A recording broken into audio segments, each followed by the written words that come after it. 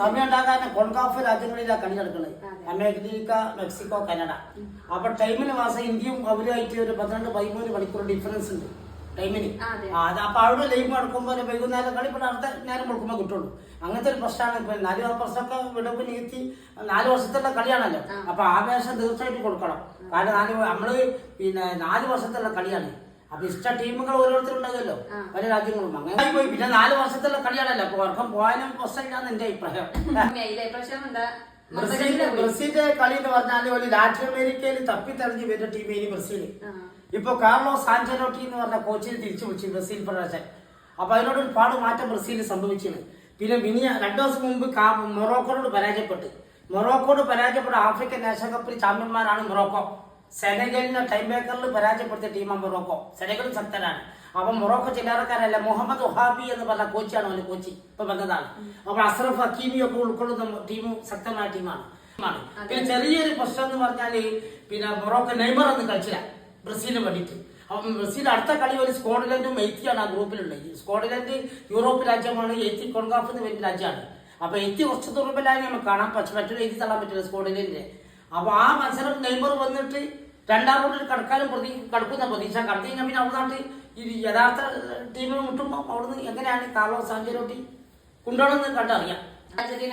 Argentina ടീമിനെ കുറിച്ച് പറയുകയാണെങ്കിൽ അർജന്റീന ഇപ്പൊ കഴിഞ്ഞ പ്രശ്നം ലോക ചാമ്പ്യൻ ആണല്ലോ. അപ്പൊ ഈ പ്രാവശ്യം അർജന്റീനക്ക് സമ്മർദ്ദമില്ലാതെ കളിക്കണത്. സമ്മർദ്ദമില്ലാതെ കളിക്കുമ്പോൾ അർജന്റീന നല്ല ഫോമിലേക്ക് ഉയർന്നു. മെസ്സിക്ക് ഒരു കിരീടത്തിന് പ്രശ്നമില്ല. എല്ലാ റെക്കോർഡും സ്ഥാപിച്ചെങ്കിലും ലോക കിരീടം ചെയ്തു.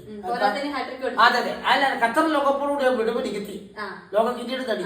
അത് മാത്രമല്ല അതിന്റെ കോച്ച് ലേണസ് സ്കലോണി എന്ന് പറഞ്ഞ കോച്ച് ലോക ശ്രദ്ധ പിടിച്ചു പറ്റിയ അതിന്റെ ഫാൻസിന്റെ രാജ്യത്തിന്റെയും അർജന്റീന രാജ്യത്തിന്റെയും പിടിച്ചു പറ്റിയ ഒരു കോച്ചാണ് ലേണസ് സ്കലോണി. അത് മാത്രമല്ല ആടെ ഗോൾ കീപ്പർ എമിലിയാനോ മാർട്ടിനസ് എന്ന് പറഞ്ഞ ഗോൾ കീപ്പർ കഴിഞ്ഞ വേൾഡ് കപ്പിൽ തന്നെ ടൈം മേക്കർ രക്ഷപ്പെടുത്തിയ ഗോൾ കീപ്പർ ഉണ്ട്. പിന്നെ ഡിഫൻസ് ശക്തമായ ഡിഫൻസാണ്. ഓട്ടോമാറ്റിക് ഉണ്ട്. അവിടെ ടാക്ലിയാഫിക്കോ ഉണ്ട്, പെസല്ലയുണ്ട്, മൊളീലയുണ്ട്. അതേമാതിരി തന്നെ ലിസാൻഡ്രോ മാർട്ടിനസ്, റൊമോറോ ഒക്കെ ഡിഫൻസ് ശക്തമാണ്. പിന്നെ മധ്യനിരയിൽ മറ്റേ നിക്കോ പാസ് എന്ന് പറഞ്ഞ ഒരു കളിക്കാരൻ വരുന്നുണ്ട്. ഇറ്റാലിയൻ ലീഗിൽ മിഡ്ഫീൽഡർ ഏറ്റവും തെരഞ്ഞെടുത്ത കളിക്കാരനാണ് നിക്കോ പാസ്. അവർ യഥാർത്ഥ ഫോമിലേക്ക് പരിക്കുണ്ട്. അവിടെ എൻസോ ഫെർണാണ്ടസ്, ഡീപോളും, പെരഡസ്, അവിടെ മക്കാലിസ്റ്റർ ഇവരൊക്കെ അടങ്ങിയ ടീം. അവിടെ മെസ്സിന്റെ കൂടെ കളിക്കുന്ന കളിക്കാരാണ് ജൂനിയർ ആൽവാരസ് ഉണ്ട്, ലൗതാറോ മാർട്ടിനസ്, ഫോർവേഡുകൾ. അപ്പൊ നല്ല ടീമാണ് അർജന്റീന. അപ്പൊ കഴിഞ്ഞ പ്രാവശ്യം അർജന്റീന ആട്രിക് അടിയല്ലോ മെസ്സി. അപ്പൊ ആട്രിക് തേടി മെസ്സി തുടക്കത്തിൽ തന്നെ ഫോമിലേക്കാണ് മെസ്സി. അത് അൾജീരിയക്ക് നീ കളിക്കാനുള്ളത് യൂറോപ്പ് ടീം ഓസ്ട്രേലിയയിൽ കളിക്കാനുള്ളത്. പിന്നെ ഒന്ന് കളിക്കാനുള്ളത് ഏഷ്യന് പിന്നെ ജോർദാൻ. അപ്പൊ അവരൊക്കെ മാറിയാർന്ന് അർജന്റീന മുന്നോട്ടാണ് പ്രതീക്ഷ. ഫോമിലെത്തിയില്ലല്ലോ മെസ്സി. ആട്രിക് അടിയല്ലോ. റൊണാൾഡോ സൗദി കപ്പിലാണല്ലോ കളിക്കുന്നത്. അപ്പം റൊണാൾഡോ കഴിഞ്ഞ പ്രാവശ്യം മുമ്പത്തെ പ്രാവശ്യം റൊണാൾഡോക്ക് യൂറോ കപ്പ് നേടിയതല്ലേ. ഈ കഴിഞ്ഞ ദിവസം സ്പെയിനാണ് നേടിയത്. അപ്പൊ ഇതുവരെ ലോക കിരീടം നേടാൻ കഴിഞ്ഞില്ല ക്രിസ്ത്യാനോ റൊണാൾഡോ. ആദ്യം പോർച്ചുഗൽ ലൂയിസ് ഫിഗോ എന്ന് പറഞ്ഞ കളിക്കാനുണ്ടായിരുന്നു പോർച്ചുഗലിൽ. അയാൾക്ക് കഴിഞ്ഞില്ല. അപ്പൊ റൊണാൾഡോ ഈ പ്രാവശ്യം തന്നെ വട്ട വീക്കാണ് റൊണാൾഡോ. കാരണം അർജന്റീന പോർച്ചുഗലിലെ കളിക്കാരെ സെറ്റ് അല്ലാതെ തോന്നുന്നുണ്ട്. ക്രിസ്ത്യാനോ റൊണാൾഡോ ശരിക്കും ബോൾ എത്തിച്ചു കൊടുക്കില്ല. എന്തോ ഒരു ടീം ടീമിൽ അങ്കലാപ്പുണ്ടാവും ചില സമയം. എന്തോ പ്രശ്നമുണ്ട്. ആ സാഹചര്യമാണ് എനിക്ക് തോന്നുന്നത്. പിന്നെ 40-40 വയസ്സുമായല്ലോ. അപ്പൊ അതുകൊണ്ട് ഈ കോങ്കോ അർജന്റ് ദുർബലം തന്നെ. ഇനി കോങ്കോ എന്ന് പറഞ്ഞ ആഫ്രിക്കൻ രാഷ്ട്രമാണ്. ഈ ലോകപാദ്യമായിട്ട് കളിക്കാണ്. അപ്പൊ അതുകൊണ്ട് ഒന്ന് പിടിച്ച ക്ഷീണം തന്നെ. പോർച്ചുഗലിന്റെ ആരാധകർക്ക് ടെൻഷനാണ് ഇന്നലെ. കാരണം യഥാർത്ഥ ടീമിനോടല്ല മുട്ടിയത്. അപ്പൊ അതുകൊണ്ട് എന്തോ ഒരു പ്രശ്നം ടീമിലുണ്ടെന്ന് എനിക്ക് തോന്നുന്നത്. കളിക്ക് തിരിച്ചു വന്നോളൂന്നാണ് പ്രതീക്ഷ പോർച്ചുഗലിന്റെ. ഈ വേൾഡ് കപ്പിലെ ലെജൻസ് നമ്മളെ 3 എൻട്രിക്കിങ്സ് അവസാനത്തെ കളിയാണ്. അതുകൂടി വിരമിക്കുകയാണ് അവര്. അതുകൊണ്ട് എന്തൊക്കെയാണ് അവരെ ഈ പ്രാവശ്യത്തെ പ്രത്യേകത പറഞ്ഞാൽ 48 രാഷ്ട്രമാണ് പങ്കെടുക്കുന്നത് ലോകകപ്പിൽ. അപ്പൊ 48 രാജ്യം നിലവിൽ വരുന്നത് 98ലാണ്. 32 രാജ്യം നിലവിൽ വരുന്നത് 98. അപ്പൊ ഖത്തറിനോടുകൂടി 32 രാഷ്ട്രം ഒഴിവായി 48 രാജ്യമാണ്. പിന്നെ ഈ ഇതിഹാസങ്ങളാണല്ലോ റൊണാൾഡോ, മെസ്സി, അവിടെ നെയ്മർ, മോഡ്രിച്ച്, അവിടെ ഈജിപ്തിന്റെ സലാഹിന്റെ അവസാനമായിരിക്കാം. അപ്പൊ അങ്ങനെ സൂപ്പർ താരങ്ങൾ വിടവാങ്ങൽ കൂടിയാണ് ഈ ലോകകപ്പ്. അതുകൊണ്ട് ഇപ്പൊ മെസ്സിക്ക് ഇപ്പൊ പ്രശ്നമില്ല. ലോക കിരീടം നേടി. ഇപ്പൊ പ്രശ്നം ലോക കിരീടം നോക്കുകയാണെങ്കിൽ ക്രിസ്ത്യാനോ റൊണാൾഡോക്ക്, നെയ്മറിന് ഈജിപ്തിന്റെ സലാഹ്, അത് 3 ലോകകപ്പ് നേടാൻ സാധിച്ചില്ല. അപ്പൊ മെസ്സിന് ഇപ്പൊ ലോക കിരീടം നേടിയില്ലെങ്കിലും ഇതിഹാസങ്ങളായി. അപ്പൊ അങ്ങനെ ഒരു അവസാന ലോകകപ്പാണ്. അതുകൊണ്ട് പിന്നെ ക്രിസ്ത്യാനോ റൊണാൾഡോന്റെ അങ്ങനെ ഒരു ആരാധകർക്ക് ടെൻഷൻ ഉണ്ടാവും. പക്ഷെ അടുത്ത കളി തിരിച്ചു വരുന്നതാണ്. പൂർണ്ണമായിട്ട് ടെൻഷൻ അടിക്കേണ്ട എന്റെ അഭിപ്രായം. പോർച്ചുഗൽ തിരിച്ചു വരാൻ സാധ്യത കാണുന്നുണ്ട്. അപ്പോൾ പ്രകടനം കാണുമ്പോഴേ റൊണാൾഡോക്ക് എന്തെങ്കിലും ഒരു ട്രോഫിയോ യൂറോ കപ്പ് കിട്ടീന്. പിന്നെ പല റയൽ മാഡ്രിഡിനെ ആദ്യം കളിച്ചിരുന്നു. റയലിൽ അങ്ങനെ പല റെക്കോർഡ് സ്ഥാപിച്ചിരുന്നു. ഈ റെക്കോർഡാണ് ഇപ്പൊ സ്ഥാപിക്കാൻ കഴിയാതെ ഈ ലോക കപ്പ് നേടാൻ കഴിഞ്ഞില്ല. അപ്പൊ ഇന്നത്തെ കളി കണ്ടാലേ എത്രമാത്രം മുന്നോട്ട് പോകും, ട്രോഫി നേടുന്നുള്ളത് കണ്ടറിയേണ്ടി വരും. പോർച്ചുഗലിലെ കളിക്കാരൊക്കെ ഫോമിലാണ്, ഓൻ നല്ല ഫോമിലായില്ല. ഈ ബോൾ കൊടുക്കാത്ത പ്രശ്നമാണെന്നുള്ളത് കണ്ടു നമ്മുടെ കോച്ചിന് തീരുമാനമാണ്. അപ്പൊ ഏതായാലും അതാണ് പ്രശ്നം. പിന്നെ നെയ്മറിന്റെ കാര്യം പരിക്കിന് വിധേയനാണ് എപ്പോഴും. ഇപ്പൊ ആദ്യത്തെ കളിക്ക് നെയ്മർ നഷ്ടപ്പെട്ടല്ലേ കളി.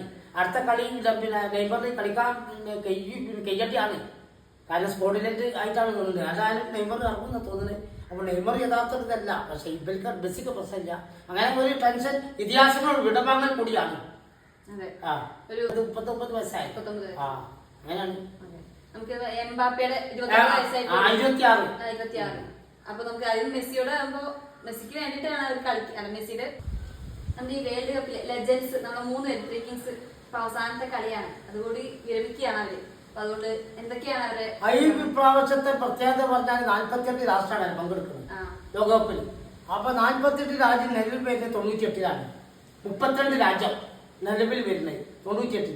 അപ്പൊ ഖത്തറിനോടുകൂടി 32 രാഷ്ട്രം ഒഴിവായി 48 രാജ്യമാണ്. പിന്നെ ഈ ഇതിഹാസങ്ങളാണല്ലോ റൊണാൾഡോ, മെസ്സി, അവിടെ നെയ്മർ, മോഡ്രിച്ച്, അവിടെ ഈജിപ്തിന്റെ സലാഹിന്റെ അവസാനമായിരിക്കാം. അപ്പൊ അങ്ങനെ സൂപ്പർ താരങ്ങൾ വിടവാങ്ങൽ കൂടിയാണ് ഈ ലോകകപ്പ്. അതുകൊണ്ട് ഇപ്പൊ മെസ്സിക്ക് ഇപ്പൊ പ്രശ്നമില്ല. ലോക കിരീടം നേടി. ഇപ്പൊ പ്രശ്നം എന്നാൽ ലോക കിരീടം നോക്കുകയാണെങ്കിൽ ക്രിസ്ത്യാനോ റൊണാൾഡോക്ക്, നെയ്മറിന് ഈജിപ്തിന്റെ സലാഹ്, അത് മൂന്നാക്കും ലോകകപ്പ് നേടാൻ സാധിച്ചില്ല. അപ്പൊ മെസ്സിന് ഇപ്പൊ ലോക കിരീടം നേടിയില്ലെങ്കിലും പിന്നെ ഇതിഹാസങ്ങളായി. അപ്പൊ അങ്ങനെ ഒരു അവസാന ലോകകപ്പാണ്. അതുകൊണ്ട് പിന്നെ ക്രിസ്ത്യാനോ റൊണാൾഡോന്റെ അങ്ങനെ ഒരു ആരാധകർക്ക് ടെൻഷൻ ഉണ്ടാവും. പക്ഷെ അടുത്ത കളി തിരിച്ചു വരുന്നതാണ്. പൂർണ്ണമായിട്ട് ടെൻഷൻ അടിക്കേണ്ട എന്റെ അഭിപ്രായം. പോർച്ചുഗൽ തിരിച്ചു വരാൻ സാധ്യത കാണുന്നുണ്ട്. അപ്പോൾ പ്രകടനം കാണുമ്പോഴേ റൊണാൾഡോക്ക് എന്തെങ്കിലും ഒരു ട്രോഫിയോ കിട്ടീന്, യൂറോ കപ്പ് കിട്ടീന്. പിന്നെ പല റയൽ മാഡ്രിഡിനെ ആദ്യം കളിച്ചിരുന്നു. റയലിൽ അങ്ങനെ പല റെക്കോർഡ് സ്ഥാപിച്ചിരുന്നു. ഈ റെക്കോർഡാണ് ഇപ്പൊ സ്ഥാപിക്കാൻ കഴിയാതെ ഈ ലോക കപ്പ് നേടാൻ കഴിഞ്ഞില്ല. അപ്പൊ ഇന്നത്തെ കളി കണ്ടാലേ എത്രമാത്രം മുന്നോട്ട് പോകും, ട്രോഫി നേടുന്നുള്ളത് കണ്ടറിയേണ്ടി വരും. പോർച്ചുഗലിലെ കളിക്കാരൊക്കെ ഫോമിലാണ്, ഓൻ നല്ല ഫോമിലായില്ല. ഈ ബോൾ കൊടുക്കാത്ത പ്രശ്നമാണെന്നുള്ളത് കണ്ടു നമ്മുടെ കോച്ചിന് തീരുമാനമാണ്. അപ്പൊ ഏതായാലും അതാണ് പ്രശ്നം. പിന്നെ നെയ്മറിന്റെ കാര്യം പരിക്കിന് വിധേയനാണ് എപ്പോഴും. ഇപ്പൊ ആദ്യത്തെ കളിക്ക് നെയ്മർ നഷ്ടപ്പെട്ടല്ലേ കളി. അടുത്ത കളി പിന്നെ നെയ്മറിന് കളിക്കാൻ കയ്യട്ടിയാണ്. കാരണം സ്പോട്ടിലേക്ക് ആയിട്ടാണ് തോന്നുന്നത്. അതായാലും നെയ്മർ ഇറങ്ങുന്ന തോന്നുന്നത്. അപ്പൊ നെയ്മർ യഥാർത്ഥത്തിലല്ല. പക്ഷെ ഇവർക്ക് ബെസിക്ക് പ്രശ്നമില്ല. അങ്ങനെ ഒരു ടെൻഷൻ ഇതിഹാസങ്ങൾ വിടവാങ്ങൽ കൂടിയാണ്. 39 വയസ്സായി. അങ്ങനെയാണ്. നമുക്ക് എംബാപ്പയുടെ 26. അപ്പൊ നമുക്ക് അതിന് മെസ്സിയോട് ആകുമ്പോ മെസ്സിക്ക് വേണ്ടിയിട്ടാണ് അവർ കളിക്കുക. മെസ്സിയുടെ ടൈമുണ്ട്. പക്ഷെ ഇപ്പൊ 26 വയസ്സുള്ളൂ. മെസ്സി അവസാനിക്കാണ്. എംബാപ്പക്ക് അവസരമുണ്ട്. പിന്നെ മനുഷ്യ സാഹചര്യത്തിൽ പരിക്കൊക്കെ കുടുങ്ങിക്കഴിഞ്ഞാൽ ഇപ്പൊ 30 ലോകകപ്പിൽ എംബാപ്പൊക്കെ ഫോമിലാവും. കളിക്കാൻ കഴിഞ്ഞപ്പോ റെക്കോർഡ് മറികടക്കണമെങ്കിൽ പരിക്ക് ഒരു ക്ലബ്ബ് കളിക്കുന്ന കളിക്കാരാണ്. ഏതെങ്കിലും ഒരു പരിക്ക് കുടിച്ച ലോകകപ്പ് നഷ്ടപ്പെടും ആ സമയത്ത്. അപ്പൊ ഇപ്പം ഒപ്പത്തിനൊപ്പാണല്ലോ ഗോൾ ഇതില് സ്കോർ ചെയ്തത്. പക്ഷെ അങ്ങനെ മറികടക്കുകയാണെങ്കിൽ എംബാപ്പ അവസരമുണ്ട്. 30 ലോകകപ്പ് എടുക്കണ പിന്നെ 6 രാജ്യങ്ങളിലാണ്. 6 രാജ്യമാണ് 30 ലോകകപ്പ് എടുക്കണത്. കപ്പ് കൊണ്ടുപോയെന്ന് പറഞ്ഞാൽ ഇപ്പൊ 4-5 രാജ്യം ഇപ്പൊ സക്തര. അങ്ങനെ ഇപ്പൊ നമുക്ക് പറയാൻ ഉദാഹരണം കളി നടത്തിയില്ല. ഇപ്പൊ സ്പെയിന്റെ പിന്നെ കേപ്പറത്തെ തളച്ചല്ലോ കോട്ടയത്തെ സമിതിയില്. അപ്പൊ അങ്ങനെ ചെറിയ ചെറിയ ടീം ഈ 48 രാജ്യമാകുമ്പോ പല പല പുതിയ രാഷ്ട്രങ്ങൾ കറുത്ത കുതിരകൾ അയക്കാൻ സാധ്യത ഉണ്ട്. ഇപ്പൊ ആഫ്രിക്കയിൽ നിന്ന് കറുത്ത കുതിരകളാവും സെനഗലും മൊറോക്കും ആവാനാ സാധ്യത. ഒരു സക്തര ആഫ്രിക്കയിൽ നിന്ന്. അവിടെ യൂറോപ്പിൽ പുതിയ രാജ്യമുണ്ട് നോർവേ എന്ന് പറഞ്ഞ രാജ്യം. കുറെ വർഷത്തിന് ശേഷം ഒരു കറുത്ത കുതിരകളാവും പിന്നെ സക്ത നോർവേ. അപ്പൊ അങ്ങനെ ഒരു ഇന്ത്യ സാഹചര്യത്തിൽ 4 രാജ്യം ഇപ്പം സക്തരാണ്. ഇപ്പൊ ഇംഗ്ലണ്ട് ഒഴിച്ചുകൂടാൻ പറ്റാത്ത സക്തര. ഇന്നലെ ക്രൊയേഷ്യനെ ഒരു പരാജയപ്പെടുത്തി 3-2. തോമസ് ടുങ്കൽ എന്ന് പറഞ്ഞ കോച്ചാണ് ഒരു കോച്ച്. അപ്പം അങ്ങനെ ഒരു ഇതുണ്ട്. പിന്നെ സ്പെയിൻ തിരിച്ചു വരും. പിന്നെ ഒന്നും കൂടി പറയേണ്ടിയുണ്ട്. സ്പെയിൻ പരാജയപ്പെടാൻ കാരണം സ്പെയിന്റെ കോച്ച് ലൂയിസ് ലെഫോർട്ട് തെറ്റുപറ്റിപ്പോയി. ആടെ യമാൽ വില്യംസിനെ ഫസ്റ്റ് ഹാഫിൽ ഇറക്കിയിട്ടുണ്ട്. സ്പെയിൻ തെറ്റുപറ്റിപ്പോയി. അപ്പം നിസാരാക്കിയ ടീമിനെ കണ്ട് അവസാനമാണ് യമാനും വില്യംസും വരുന്നത്.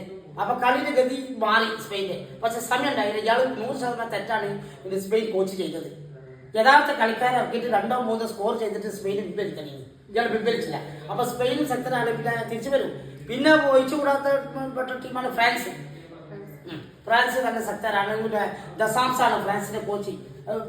ഫ്രാൻസുകാരനാണ്. അവിടെ പിന്നെ എംബാപ്പ ഫ്രാൻസ് ശക്തനായ ഫോർവേഡാണ്. പിന്നെ സാലിബ, ഉപമക്കാര്, കൊനാട്ടെ, ഹെർണാണ്ടസ്, ചുമേനി, റാബിയോഡ്, തുറാമ്, കമാബെങ്ക, ഉസ്മാൻ ഡംബലെ, അതേമാതിരി ഗൗരവ് മൗനി, കാൻറ്റെ ഒക്കെയുള്ള ടീമാണ് ഫ്രാൻസ്. ഫ്രാൻസ് ചെയ്ത് തള്ളാൻ പറ്റില്ല. കഴിഞ്ഞ പ്രാവശ്യം അർജന്റീന നൂൽപ്പാലത്ത് നിന്ന് ടൈം ബാക്ക് നഷ്ടപ്പെട്ടു പോയ. അപ്പൊ 1-2 അപ്പോൾ പോർച്ചുഗൽ. അപ്പൊ ഇതേമാതിരി അർജന്റീന ചെല്ലാറങ്ങാനല്ല ഞാൻ പറഞ്ഞല്ലോ. അർജന്റീന സമ്മർദ്ദം ചെയ്യാതെ കളിക്കുന്നത് അർജന്റീന കോച്ച് സത്യമായ കോച്ചാണ്. അപ്പൊ നമ്മളതാണ് കാണുന്നത് ശക്തം ചെറിയ രാജ്യങ്ങള് ഏകദേശം ആയിക്കൊണ്ടിരിക്കുകയാണ്. ഇപ്പൊ യൂറോപ്യൻ രാജ്യങ്ങളൊക്കെ കരുക്കാണ്. അപ്പൊ കരുക്കാണ്. ഇപ്പൊ ക്രൊയേഷ്യയോട് കുറച്ച് പിന്നെ യൂറോപ്പ് ശക്തമായി ഇംഗ്ലണ്ടാണ്. ചെറിയ ചെറിയ ടീമുകളൊക്കെ പിന്നെ കരുക്കാണ്. വലിയ വലിയ ടീമുകൾ ചെറിയ ടീമുകളുണ്ട്.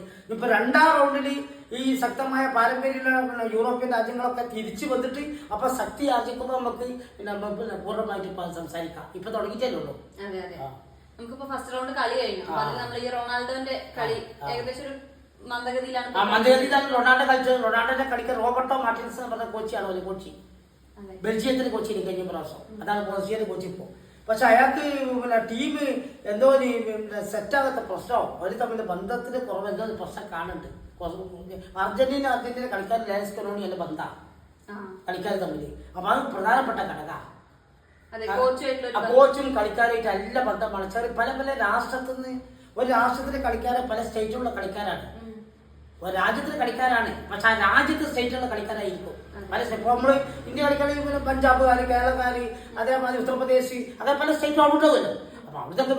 അങ്ങനെ ഇന്റർവ്യൂ കഴിഞ്ഞ ശേഷം ലാസ്റ്റ് മൊമെന്റിൽ എത്തി. പിന്നെ ഞാൻ എന്ത് ചെയ്തു, പിന്നെ സുബരിക്കാരൻ ഞാനൊന്ന് പോയി പരിചയപ്പെട്ടിട്ട് ഒന്നുകൂടി പറഞ്ഞിട്ട് ഞങ്ങൾ കുറച്ച് സംസാരിക്കാൻ പോയി. സുബരിക്കാരൻ പോയിട്ട് വിശേഷങ്ങളൊക്കെ സംസാരിച്ചു. നമുക്ക് ആ ഒരു രംഗം കണ്ടല്ലോ.